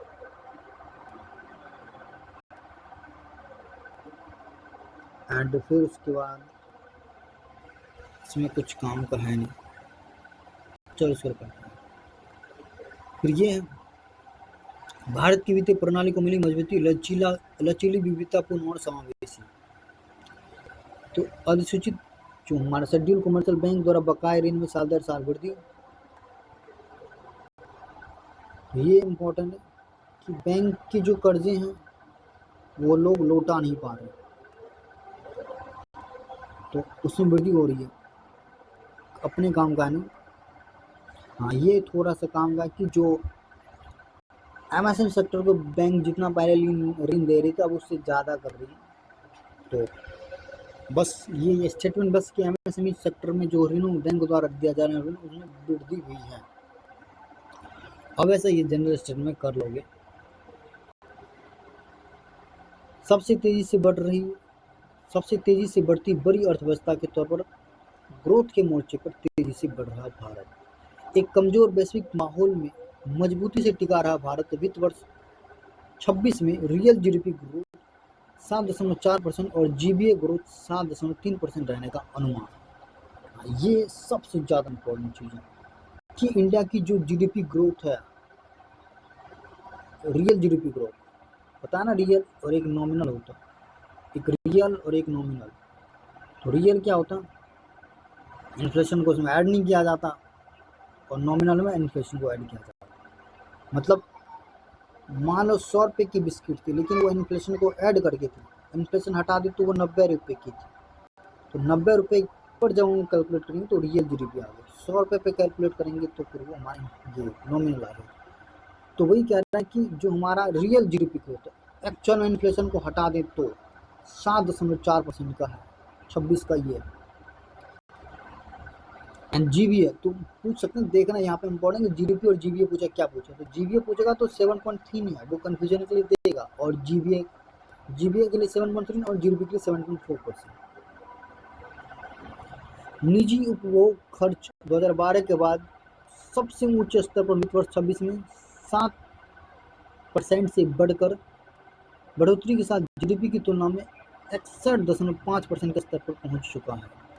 उतना काम का है नहीं GDP की। मतलब ये क्या है कि समझ लो कि निजी उपभोग खर्च 2012 के बाद सबसे ऊंचे स्तर वित्त वर्ष 26 में 7% की बढ़ोतरी के साथ GDP की तुलना में 61.5% के स्तर पर, मतलब पहले जितना हम लोग खर्च कर रहे थे निजी उपभोग, तो वो टोटल GDP का मान लो जितना था, मान लो 100 रुपये था, तो अभी कितना ग्रोथ हुआ, 7% की ग्रोथ के साथ अभी GDP में हम लोग कितना कर रहे हैं, 107% कर रहे, और वो कितना आ रहा है, वो इतना % आ रहा है। ये कह रहा था, इसमें कुछ है नहीं, वो काम का है नहीं, ग्रोथ हुई है बस ये कि निजी उपभोग खर्च हम बढ़ा है 7% के आसपास, जो कि GDP का इतना % है टोटल निजी खपत बढ़ोतरी के बाद। फिर कह रहा सकल स्थायी पूंजी के सृजन में 7.8% की बढ़ोतरी के साथ वित्त वर्ष 26 में निवेश गतिविधियों में सुधार। तो सकल ये काम का है नहीं, बट क्या करो, कितना याद रखोगे, अननेसेसरी चीज़ें मत करो। चलो आगे हम लोग देखते हैं। एंड यहाँ से है हमारा, भारत की वित्तीय प्रणाली को मिली मजबूती, लचीली और विविधतापूर्ण और समावेशी, वंचित लोगों को मिली बैंकिंग की सुविधा, प्रधानमंत्री जन धन योजना खाते ग्रामीण और अर्ध शहरी क्षेत्रों में 36.63 करोड़ खाते के साथ मार्च 2025 तक खोले गए कुल 55.2 करोड़ खाते। कभी एक बार पूछा भी था कि कितने अभी तक हो रहे हैं, बट चलो ये ज़्यादा मैं एक्सपेक्ट नहीं करता कि इस एग्जाम में ये आए, तो बट 55 करोड़ खाते अभी तक जनधन में खुल गए हैं, तो इसमें कुछ काम का है ना। हाँ, ये इम्पोर्टेंट है इसमें कि आरबीआई की जो सबसे पहले ये पूछ सकते हैं कि फाइनेंशियल जो इंक्लूजन इंडेक्स है कौन जारी करता है, तो आरबीआई जारी करता है कि वित्तीय समावेशन सूचकांक की वैल्यू मार्च 2025 में 67 बढ़कर 67 हुई, जो मार्च 24 में 64 था। मतलब ये इंपॉर्टेंट है कि 67 हो चुकी है फाइनेंशियल इंक्लूजन इंडेक्स, जो आरबीआई जारी करता है, उसमें हमारा जो ये पूरा स्कोर्स है कि हाँ चलो फाइनेंस सेक्टर में हम लोग इंक्लूजन को मेंटेन कर रहे हैं, समावेशन को मेंटेन कर रहे हैं, मतलब ज़्यादा इधर उधर की चीज़ें नहीं करी, हमारी फाइनेंशियल जो हालत है वो ठीक ठाक है। तो और कुछ है नहीं। सबसे तेजी से बढ़ती बड़ी अर्थव्यवस्था के तौर पर ग्रोथ के मोर्चे पर तेजी से बढ़ रहा भारत। वित्त वर्ष 26 में 9.1% की वृद्धि के अनुमान के साथ पहली छमाही में सेवा क्षेत्र का जीवीएम 9.3% बढ़ा था। तो हमने ये देखा भी है कि 9% ऑन एन एवरेज मान लो, 9 पिछले बार 9.9 के आसपास था, तो 26 की छमाही में, सॉरी ये 25 की, ये 25 नहीं 26 है, वित्त वर्ष 26 में 9.1% वृद्धि के अनुमान से पहली छमाही में सेवा क्षेत्र में जीवीएम 9.3% बढ़ा, तो 9% के आसपास रहा, याद रखना बस। वित्त वर्ष 26 की पहली छमाही में विनिर्माण सेक्टर जो हमारा मैन्युफैक्चरिंग, उसमें 8.4% वृद्धि के साथ औद्योगिक क्षेत्र ने दिखाई मजबूती। हाँ, ये इसमें ये चीज़ सारे टेबल इंपॉर्टेंट है कि मैन्युफैक्चरिंग सेक्टर में हमारा जो ग्रोथ कितना हुआ, 8.4%, 8.4% हुआ, जबकि सर्विस सेक्टर में 9.1 से 9.3, ऐसे याद रखो।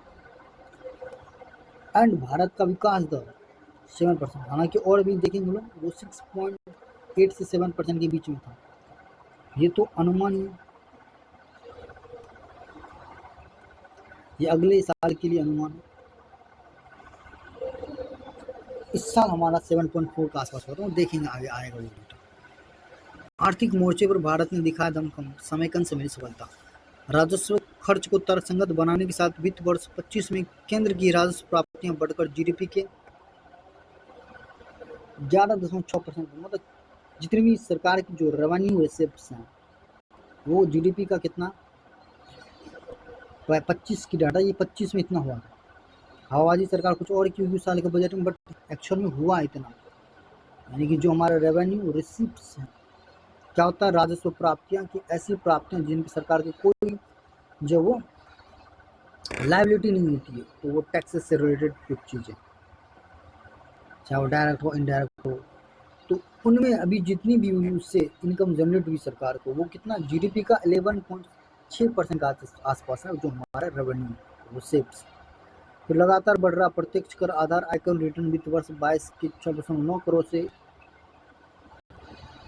वित्त वर्ष 25 में 9.2%, मतलब सरकार की इनकम बढ़ने वाली है। कुल मिला के जो इनकम टैक्स पहले 6.9 करोड़ लोग फिल कर रहे थे, अब वो 9 करोड़ के आसपास है, सरकार की तो हो गई चांद में चांद। अप्रैल दिसंबर 2025 के दौरान 17.4 लाख करोड़ रहा सकल जीएसटी संग्रह, सालाना आधार पर 6.7% की बढ़ोतरी। ये थोड़ा हो सकता है कि 17 लाख करोड़ ये चर्चा में था, जिससे कि 17 लाख करोड़ का जीएसटी कलेक्शन हुआ और इसमें ईयर ऑन ईयर ग्रोथ 6.7% की दर से बढ़ी, मतलब GST year on year growth हर साल 6.7% में बढ़ रहा, और इस बार का कलेक्शन 17 लाख करोड़ खत्म। केंद्र सरकार ने जीडीपी की तुलना में राजस्व खर्च को वित्त वर्ष 22 के 13.6% से घटाकर वित्त वर्ष 25 में 10.9% किया, उत्पादक पूंजी खर्च के लिए बने मौके। तो ये अच्छा चीज कर रही है सरकार कि केंद्र सरकार ने जीडीपी की तुलना में राजस्व खर्च को 13.6% से घटाकर 10.9 पर 11% के आसपास किया। ऑब्वियस है ये कि इससे सरकार को क्या होगी, पैसे बचेंगे। रेवेन्यू जो हमारा एक्सपेंडिचर है वो सरकार पे बोझ है, एक तरह से कह सकते हो कि इससे सरकार को कुछ फायदे तो हो नहीं, सरकार को उल्टा पे ही करना पड़ रहा है। तो कह रहे हैं कि सरकार अब जो हम ये रेवेन्यू एक्सपेंडिचर वो कम करेंगे, पहले इतना कर रहे थे लेकिन 25 हमने देखा कि 10.9% के आसपास सरकार ने की। तो अच्छी चीज़ है कि रेवेन्यू एक्सपेंडिचर कम करना चाहिए सरकार को, कैपिटल एक्सपेंडिचर बहुत ज़्यादा करनी चाहिए। सार्वजनिक खर्च को ऊंचा बनाए रखने के बावजूद 2020 के बाद से डेब्ट टू जीडीपी अनुपात घटकर 7.1% हुआ। ये इम्पोर्टेंट चीज़ है। जो हमारा डेब्ट टू जीडीपी रेशियो होता है वो 7.1% का आसपास, मतलब कितना ऋण है सरकार का जीडीपी के कंपेरिजन में अगर हम निकाले तो परसेंटेज में, तो 7% के आसपास। फिर पूंजीगत व्यय, अब ये पूंजीगत जो हमारा कैपिटल एक्सपेंडिचर वो जीडीपी के परसेंटेज में निकाल, देखो इतना कर रहा है कैपिटल एक्सपेंडिचर, इतना कर रहे हैं। और जबकि यहाँ पे देखो अभी हमने देखा रेवेन्यू एक्सपेंडिचर वो कितना कर रहे थे, 10%, 10.9 मतलब 11% के आसपास करे। तो इसलिए सरकार ने कहा कि भाई साहब इधर पैसे घट रहे हैं तो उधर से लाया जाए। तो देखते हैं हम लोग जीडीपी में ये सारे परसेंटेज कर लेते हैं इनकी कंपेरिजन में। तो हमारा जो कैपिटल एक्सपेंडिचर वो 21-22 में इतना था 2.5, 7, 2.7 एंड 3.2। और फिर ये कुल मिला के ये पूछेगा जी स्टेटमेंट में कि जो हमारा पूंजीगत व्यय कैपिटल एक्सपेंडिचर है वो लगातार इंक्रीज हुआ है। हाँ भाई लगातार इंक्रीज हुआ, ये चीज़ें मार्क करो बस। 2300 में 3.2 और यहाँ पे 3.2, तो क्या सकते हो कि हाँ लगातार बढ़ रहा है, ये अच्छी चीज़ें हैं। एंड फिर है कि जीडीपी वृद्धि स्थिर कीमतों पर प्रतिशत, तो हमारा जो जीडीपी ग्रोथ है ये भी देखो, हाँ ये चीज़ करा था मैं कि पहले 22-23 में जीडीपी ग्रोथ 7.6 था, 23-24 में इतना ग्रोथ था। लेकिन अभी जो हमारा काम का कि इस बार का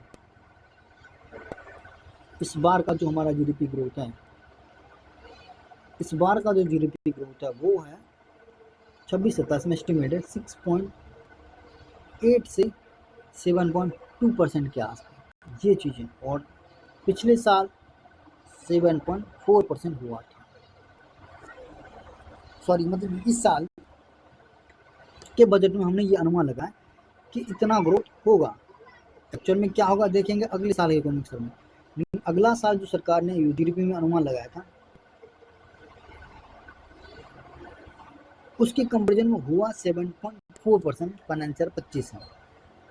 तो ये चीज़ है, तो 25 में इतना था, अभी 26 में इतना लगा, देखते हैं कितना होगा।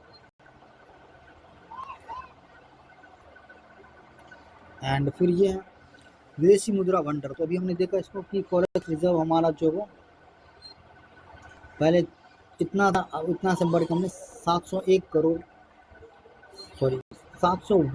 बिलियन अमेरिकी डॉलर, 701 इतना डॉलर है हमारे पास फॉरेक्स रिजर्व, जो कि 94% डेप्थ और 11 महीने के इंपोर्ट को पूरा कर सकते हैं। तो ये काम और कुछ है। एंड ये तो उतना काम का है नहीं। जीएसटी कलेक्शन 17 लाख करोड़ का, ये अराउंड ग्रोथ 6% के आसपास हो रहा है, तो इसमें कुछ काम का है नहीं। हाँ ये देख लो। हाँ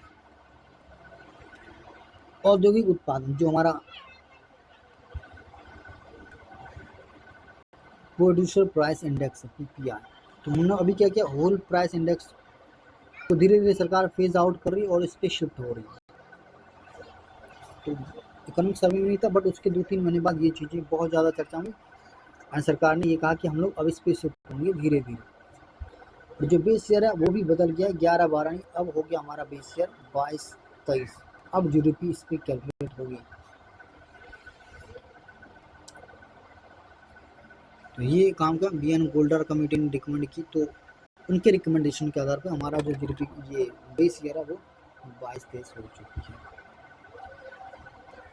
तो वो काम का हम लोग इकोनॉमी के जो इम्पोर्टेंट करेंट्स होंगे उसमें हम लोग डिस्कस कर लेंगे उन चीज़ों को, जो और कुछ आए जिसमें इम्पोर्टेंट।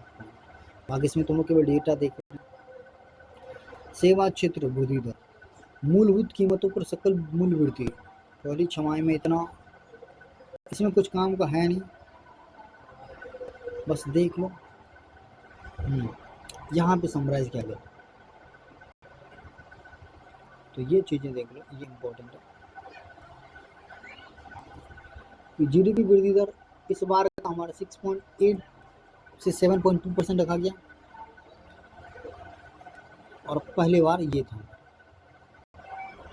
इससे पिछले इस साल इतना और इससे पिछले बार इतना। और इसमें हाँ ये इम्पोर्टेंट है, इसमें सबसे ज़्यादा ये इम्पोर्टेंट कि जो हमारा प्रति व्यक्ति आय पर कैपिटा नेशनल इनकम है, प्रति व्यक्ति निवल राष्ट्रीय आय क्या होता है पर कैपिटा इनकम, ये होता है कि जो हमारा नेशनल इनकम है उसमें हमने क्या किया टोटल पॉपुलेशन से डिवाइड करके, और जो आया वो हमारे तो 25-26 में जो हमारा यू पर कैपिटा इनकम वो 2.2 मतलब 2,20,000 के आसपास है।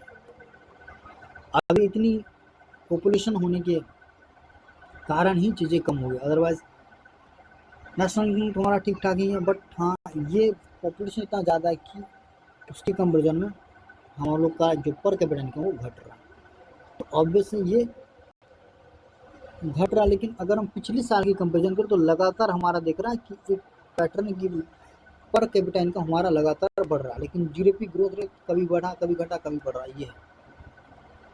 बट पर कैपिटा इनकम लगातार बढ़ रहा है। और कृषि, पशुधन, वानिकी और मछली पकड़ना, तो ये कुछ है नहीं इसमें, हम ये देख लो सभी सेक्टर में। हाँ ये सभी सेक्टर का जो इस बार का हमारा अनुमान है कि 9.1% ये देखा था हमने ग्रोथ, और फॉरेक्स रिजर्व हमारा $701 बिलियन का, मतलब फॉरेक्स रिजर्व हमारा बढ़ रहा है धीरे धीरे। हाँ और ये इम्पोर्टेंट है कि जो हमारा फिजिकल डेफिसिट है इस बार 4. ये पिछले साल 4.8%, अभी देखेंगे इस बार कितना रखने का अनुमान लगाया। अभी सरकार मतलब अगले साल के बजट में 4.4% का लगाई थी कि हम लोग इतना फिजिकल डेफिसिट करेंगे, लेकिन एक्चुअली में हुआ नहीं। जब डेटा आया इकोनॉमिक सर्वे तब देखा कि सरकार ने तो इतना 4.8% फिजिकल डेफिसिट की, तो ज़्यादातर डाटा में फ्लक्चुएशन नहीं हुआ, बट हाँ सही ट्रैक पे तो है। तो क्या करा कि फिजिकल डेफिसिट लगातार कम हो रही है। अब एक बार हम लोग समराइज कर लेते हैं कि फिजिकल डेफिसिट, रेवेन्यू डेफिसिट, ये चीज़ें अगर इकोनॉमी की कोर सेक्टर से आएगी तो यहाँ से एक मिनट यहाँ से चीज़ें बनेगी। फिजिकल डेफिसिट, प्राइमरी डेफिसिट, ये घाटा, सॉरी इसमें कंफ्यूजन था, यहाँ पर हम लोग देख लेंगे यहाँ से एक बार। Physical deficit, primary deficit, effective revenue deficit और रेवेन्यू डेफिसिट। तो अनुमान इस बार का हमारा था 4.3 एंड रेवेन्यू डेफिसिट हमारा 1.5% के आसपास, और ये है इफेक्टिव रेवेन्यू डेफिसिट वो 0.7% के आसपास जीडीपी का, और प्राइमरी डेफिसिट हमारा 0.7% के आसपास। अब प्राइमरी डेफिसिट किसको कहते हैं, तो प्राइमरी डेफिसिट पहले हम फिजिकल डेफिसिट देखेंगे। फिजिकल डेफिसिट क्या है कि कुल प्राप्तियां माइनस कुल व्यय, लेकिन वो जो प्राप्तियां होंगी उनमें हम लोग गैर ऋण वाले लेंगे, मतलब ऋण नहीं लेंगे, ऋण वाले नहीं लेंगे, वो होगा हमारा फिजिकल डेफिसिट। प्राइमरी डेफिसिट वो क्या होगा, तो फिजिकल डेफिसिट में से हम लोग क्या करेंगे, जितना हमने इंटरेस्ट पेमेंट किया उसको घटा देंगे। फिजिकल ये प्राइमरी डेफिसिट क्या होगा, फिजिकल डेफिसिट में जितना हमने इंटरेस्ट पेमेंट किया उसको हम लोग घटा देंगे, वो होगा हमारा फिजिकल डेफिसिट। ये primary deficit, physical deficit minus interest payment. Revenue deficit क्या होगा ये तो पता, जो हमारा टोटल रेवेन्यू रिसिप्ट है उसमें से टोटल रेवेन्यू एक्सपेंडिचर घटा देंगे। इफेक्टिव रेवेन्यू डेफिसिट क्या होगा, तो रेवेन्यू इफेक्टिव रेवेन्यू डेफिसिट क्या होगा, इफेक्टिव रेवेन्यू डेफिसिट ये होगा कि रेवेन्यू डेफिसिट टोटल जितना रेवेन्यू उसमें से हमने जो राज को जितना पेमेंट किया उसमें से राज ने कितना एसेट क्रिएट किया उसको घटा के, तो वो जो आएगा हमारा इफेक्टिव रिटर्न रेट कितना करना चाह रहे हैं, 0.3% करना चाह रहे हैं जीडीपी का। ये है हमारा मैथ। यहाँ पे दिया हुआ कि इस बार का हमारा जो फिजिकल डेफिसिट पिछले साल का 4.4 था, 1.5 0.8 था, लेकिन इस बार हमने चेंज कर दिया। इस बार ये पहले ही था 0.4.4 1.5 0.8, लेकिन हुआ कितना 4.8 हुआ, 1.7 हुआ, 1.3 हुआ। मतलब अनुमान लगाया था अगले साल के बजट में कि 4.4 रखेंगे, इसको इतना रखेंगे, इसको इतना रखेंगे, बट हुआ एक्चुअल में इतना। तो काम का है नहीं, बस इस साल का रखो। फिर ये है, अब थोड़े इसमें से इंग्लिश वाले पॉइंट थोड़े अच्छे लगे तो वो मैं यहाँ पे ले लिया कि infrastructure strengthening, connectivity, capacity and competitiveness. Power sector recorded a sustainable capacity expansion, ये बहुत ज़्यादा important. Power sector recorded sustain capacity expansion with installed capacity rising 11.6% year on year to 509 gigawatt as of November 2025। तो हमारा जो ये power sectors हैं उनकी install capacity तो 509 गीगावाट की है as of this date, 509 gigawatt की। और हमने अब हम क्या कर रहे हैं, अभी लगातार जो हमारी इंस्टॉल कैपेसिटी उसको 11-11.5% की रेट से हर साल बढ़ा ही रहे हैं। ये ग्रोथ हो रहा वो इम्पोर्टेंट है। फिर क्या, India rank third globally in overall revenue, so India ranks third globally in overall renewable energy and installed solar capacity. Renewable energy constitute around 49 पर। अब ये चीज़ चेंज होगी, ये तो इनके अकॉर्डिंग है।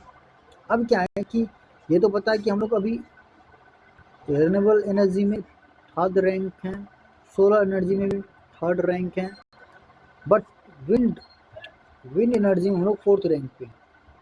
इन दोनों में थर्ड है बट विंड में फोर्थ। ये इंपॉर्टेंट है, बस ये देख लो। रिन्यूएबल में हम लोग थर्ड हैं, रिन्यूएबल एनर्जी में एंड सोलर में भी हम लोग थर्ड है।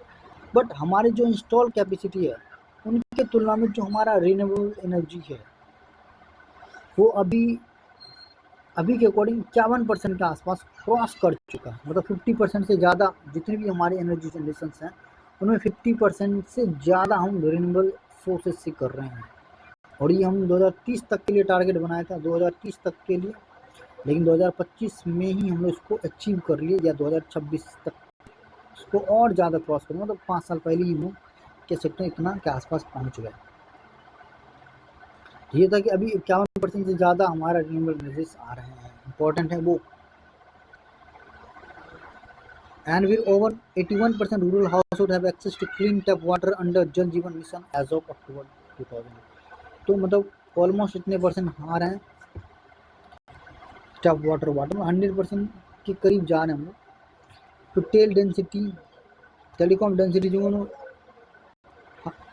86% and 5G service no everyone. ये पूछ सकता है कि 5G सर्विसेज जब 100% हो चुकी है लगभग हर एक चीज़, बट नेटवर्क तो आ नहीं रहा, तो ये इश्यू है। डेटा में तो क्या लिख रहे, cargo movement through inland water transport rose from 18 million metric tonne to इतना। ये काम का है नहीं। अब देखते हैं infrastructure strengthening and connectivity, capacity and competitiveness. National highway network growing by about 60% from इतना किलोमीटर टू इतना। मतलब पहले 91,000 किलोमीटर थी, अब 1,46,000 किलोमीटर आ रही है। मतलब नेशनल हाईवे हमारा बहुत ज़्यादा बढ़ रहा है। 3500 kilometre railway added in financial service and 99%, ये इम्पोर्टेंट है, and 99% of electrification achieve back to work. मतलब ऑलमोस्ट अब जितनी हमारे रेलवे नेटवर्क है वो 100% इलेक्ट्रिफाई हो रही है या हो चुकी है अभी। फिर India third largest domestic aviation market with number of airport increasing 74 to 164। ये इंपॉर्टेंट है कि अभी नंबर ऑफ एयरपोर्ट 164 हो चुके हैं, 74 पहले था उसके तुलना इतना हम लोग ने ग्रोथ किया, और थर्ड लार्जेस्ट हैं एविएशन के मामले में। फिर ये वाला थोड़ा तो काम का नहीं, बट ये है India became 4th nation to achieve autonomous satellite docking. ये तो चर्चा में पूछ लिया क्वेश्चन, बट देख लो कि 4th nation to achieve autonomous satellite docking. SpaceX mission जो था वो स्पेस डॉकिंग के हम लोग स्पेस में छोड़ेंगे और उसको जो भी हमारा मॉड्यूल्स होगा उसको हम लोग ऐड करते हैं, एक और इन दोनों को हम लोग जोड़ते हैं, फिर उसको हटाते हैं ताकि जो हमारा भारत अंतरिक्ष स्टेशन हैं या गगनयान मिशन उसमें हेल्प करते। तो ये स्पेस एक्स है, ये रशिया, चाइना एंड यूएसए के पास था, अब इंडिया 4th है। तो इसका ये environment and climate change road towards resilient competitive and development drive India. India's climate adaptation strategy advance through development led approaches integrating adaptation mitigation and behavioral change within its development model from state action plan on climate change spaces revision and mission lab। तो कुल मिला के mission lab याद रखना, ये पूछा था but अब इस पे आएगा नहीं क्वेश्चन। तो इंडिया क्या कह रहा है कि ज़्यादा इंडिया मिटिगेशन पे फोकस कर रहा है एज कम्पेयर टू एडेप्टेशन पे। मिटिगेशन क्या होता है कि जो भी चीज़ें हो चुकी उसको हम कम करना चाह रहे हैं, ना कि उनको झेलें, वो मिटिगेशन है, समझ इसको क्या। तो India is talking mitigation action by phasing in renewable and diversify energy sources to green hydrogen and nuclear power including Shanti act. ये इंपॉर्टेंट है, बहुत चर्चा में था। शांति एक्ट किससे रिलेटेड है? तो ये न्यूक्लियर पावर के सेक्टर में जो प्राइवेट प्लेयर्स हैं उनको एंट्री दी गई है अब। एंड ग्रीन हाइड्रोजन हम लोग चला रहे हैं कि ग्रीन 2030 तक जो हम लोग 500 मिलियन मेट्रिक टन प्रोडक्शन करेंगे every year. And nuclear power तो अब तो हो ही चुका है ना, अभी न्यूक्लियर पावर का हमारा 2047 तक के एम है कि इससे हम लोग 100 गीगावाट चीज़ें जनरेट करें, जितनी भी इलेक्ट्रिसिटी होगी 100 गीगावाट इससे हम लोग जनरेट करें 2047 तक। ये न्यूक्लियर पावर का एम है। और उसके लिए लोगों ने क्या किया, ये शांति एक्ट आया और इसमें प्राइवेट प्लेयर आएंगे। अभी हमारा न्यूक्लियर गीगावाट, ये जो न्यूक्लियर पावर से हम लोग एनर्जी जनरेट करें वो 8 गीगावाट के आसपास है।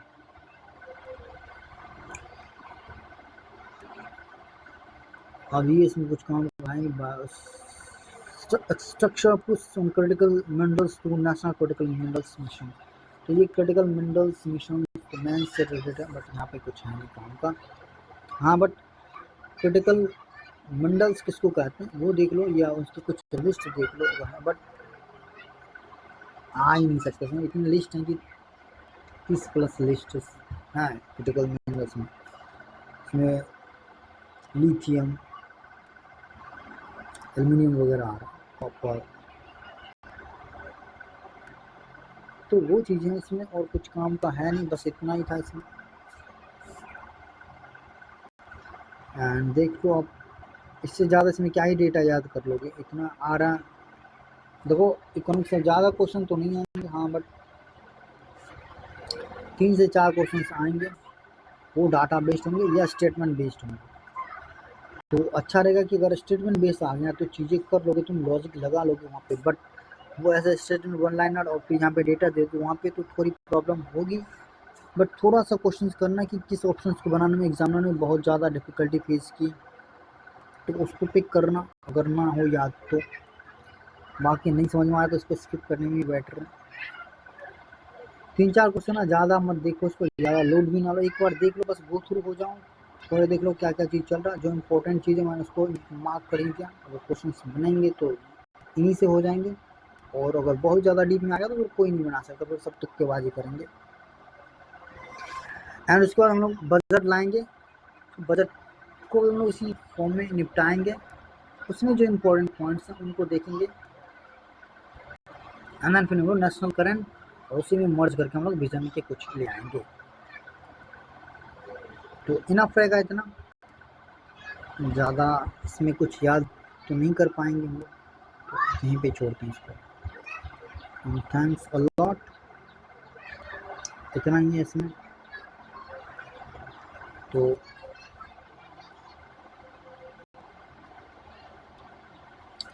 एंड आई होप, मुझे पता है इसमें आप लोग बोर तो होंगे क्योंकि इसमें केवल और केवल डेटा है और कुछ नहीं, बट कर ही क्या सकते हैं। बस 10-20 दिन किसी तरह इसको देख लो 2-4 बार, एंड फिर इसको स्किप करेंगे। तो करंट पे ज़्यादा लोड मत लेना, मैं करा दूंगा।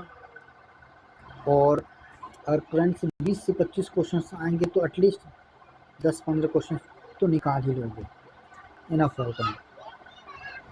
बाकी 2-4 तुक्केबाजी करना चल जाएगा उतना, ठीक है। ये रियलिटी है। बाकी ऐसा कोई नहीं कह सकता कि हम लोग 20 के 20 क्वेश्चन से लड़ा देंगे, या पॉसिबल भी नहीं होती, याद नहीं रख पाओगे। तो इतना ही करो जितना एग्ज़ाम में उसका आउटपुट मिल सके। अननेसेसरी चीज़ें मत करो, अननेसेसरी मैराथन वगैरह मत देखो। जो काम का लगे बस उसको देखना और बाकी चीज़ को स्किप करना। कोर सेक्शंस पे फोकस कर लो, साइंस एंड करंट। करंट में जो स्टैंडर्ड सोर्सेज से हैं बस वो चीज़ें। So thanks a lot. जय हिंद।